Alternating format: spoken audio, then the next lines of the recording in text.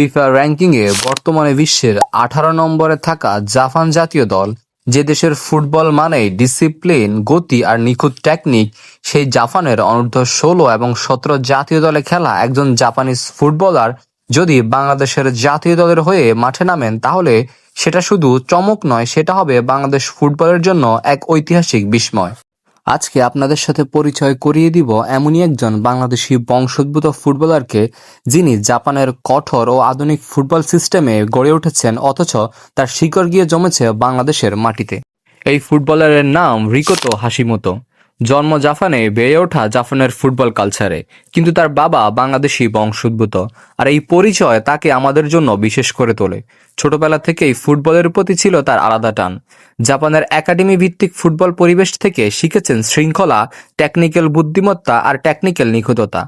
ধীরে ধীরে সে বুঝিয়ে দিয়েছেন, সে শুধু স্বপ্ন দেখা একজন ছেলে নয়, সে স্বপ্ন বাস্তবায়নের পথে হাঁটা একজন যোদ্ধা। তার পেশাদার ফুটবল ক্যারিয়ার শুরু হয় ঐতিহ্যবাহী ক্লাব টোকিও ভার্ডি থেকে।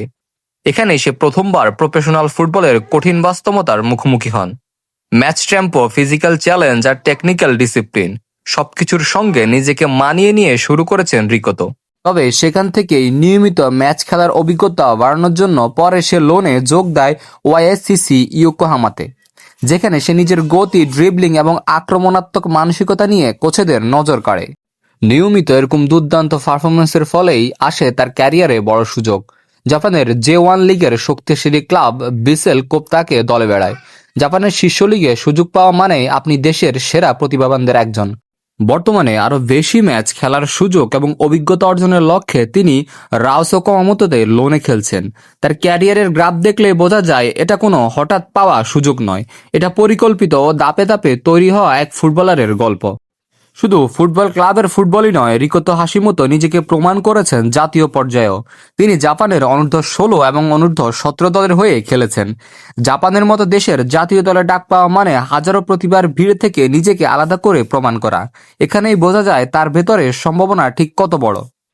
এবার আসি তার খেলার ধরনে। রিকোতো মূলত একজন অ্যাটাকিং মিডফিল্ডার ও উইঙ্গার।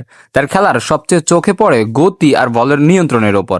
সে খুব দ্রুত 1 ভার্সেস 1 পরিস্থিতিতে সিদ্ধান্ত নিতে পারে, ডিফেন্স ভাঙতে পারে, আবার প্রয়োজনে টিমের জন্য নিচে নেমে খেলতে দ্বিধা করে না। তার পাসিং, পজিশনিং আর ম্যাচ রিডিং সব মিলিয়ে সে যেন এক আধুনিক ফুটবলার। সে শুধু নিজের স্কিল দেখায় না, বরং পুরো টিমকে খেয়াল রাখে। এখন আসে সবচেয়ে আলোচিত প্রশ্ন, দর্শকদের সবচেয়ে কৌতূহলের প্রশ্ন, বাংলাদেশের হয়ে খেলতে পারবেন কিনা রিকোতো, কিংবা খেলবেন কিনা। ফিফার নিয়ম অনুযায়ী নির্দিষ্ট কিছু শর্ত পূরণ হলে একজন খেলোয়াড় তার বংশগত দেশের হয়ে খেলতে পারেন। ভবিষ্যতে যদি রিকোতো হাশিমোতো বাংলাদেশ জাতীয় দলের হয়ে খেলতে আগ্রহ দেখান এবং প্রতিক্রিয়াগত বিষয়গুলো সম্পন্ন হয়, তাহলে সেটা হবে বাংলাদেশের ফুটবলের জন্য এক বিশাল টার্নিং পয়েন্ট।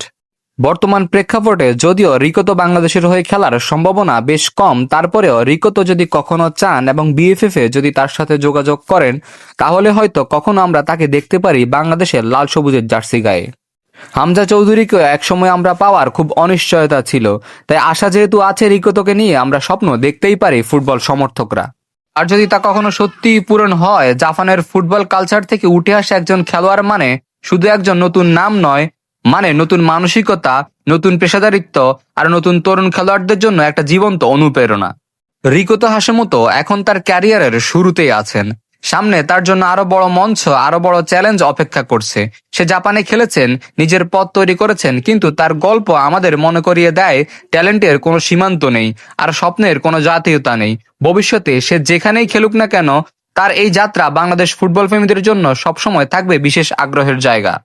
এটাই ছিল রিকোতো হাশিমোতো, একজন জাপানিজ ফুটবলার, বাংলাদেশি বংশোদ্ভূত একজন প্রতিনিধি আর এক সম্ভাবনা ভরা নাম, যাকে ঘিরে আগামী দিনে লেখা হতে পারে নতুন ইতিহাস বাংলাদেশ ফুটবলে। তো ভিডিওটি ভালো লাগলে এবং রিকোতো হাশিমোতোকে ভালো লাগলে অবশ্যই কমেন্ট করে জানিয়ে দেবেন এবং ভিডিওটি সবার মাঝে শেয়ার করে সবার মাঝে তাকে পাওয়ার আগ্রহটা আরো বাড়িয়ে দিবেন।